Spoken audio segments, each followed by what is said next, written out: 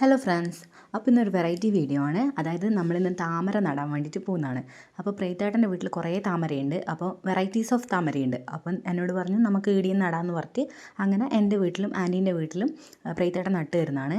അപ്പോൾ ആദ്യം ചെയ്തത് ആ പോട്ട് വെക്കാനുള്ള സ്ഥലം ശരിയാക്കി പൂഴിയെല്ലാം ഇട്ടിട്ട് പിന്നെ പോട്ട് വെച്ചു. പിന്നെ അതിനുള്ളിൽ ചാണകത്തിൻ്റെ പൊടി അത് ഇട്ടു.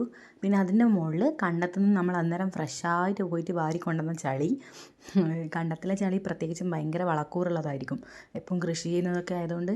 അപ്പം അങ്ങനെ ബക്കറ്റ് എടുത്തിട്ട് പോയിട്ട് അമ്മയും ആൻറ്റിയും പ്രൈത്തേട്ടനും കൂടി പോയിട്ട് കടത്തി കൊണ്ടുവന്ന ചളിയാണിത് കേട്ടോ. അങ്ങനെ അതിട്ടു. ഓൾറെഡി 2-3 ദിവസം മുന്നേ പ്രൈത്തേട്ടൻ 2-3 വെറൈറ്റീസ് ഓഫ് ലോട്ടസ് കെട്ടിയിട്ട് വെള്ളത്തിലിട്ടിട്ടുണ്ടായിരുന്നു വീട്ടിൽ. അപ്പോൾ അത് അതിൻ്റെ കെട്ടഴിച്ചിട്ടാണ് ഇപ്പോൾ നടാൻ വേണ്ടിയിട്ട് പോകുന്നത്. അതിലൊന്നിൻ്റെ പേര് കാവേരി എന്നാണ്, ബാക്കി രണ്ടിൻ്റെ പേര് എനിക്ക് ഓർമ്മയില്ല. ഫുൾ വീഡിയോയിൽ ഞാൻ ഇടാം. ഇത് വിശദമായിട്ട് എങ്ങനെയാണ് ഇതിൻ്റെ കെയറിങ്ങും ആഫ്റ്റർ കെയറിങ് ബിഫോർ കെയറിങ് എല്ലാം ഞാൻ ചോദിച്ചിട്ട് ഒരു ഫുൾ വീഡിയോ ആയിട്ട് ഇടാം കേട്ടോ. അപ്പോൾ അതിലെന്തെല്ലാം വേണ്ടേ എല്ലാ കാര്യങ്ങളും വിശദമായിട്ട് എല്ലാം പേരും ഡീറ്റെയിൽസും എല്ലാം ഇടാൻ വേണ്ടിയിട്ട് ഞാൻ ട്രൈ ചെയ്യാം. പ്രീതേട്ടൻ എനിക്കൊന്ന് ഫ്രീ ആയിട്ട് കിട്ടുന്ന സമയത്ത് മാത്രമേ ഇതെല്ലാം ചെയ്യാൻ വേണ്ടി പറ്റുള്ളൂ.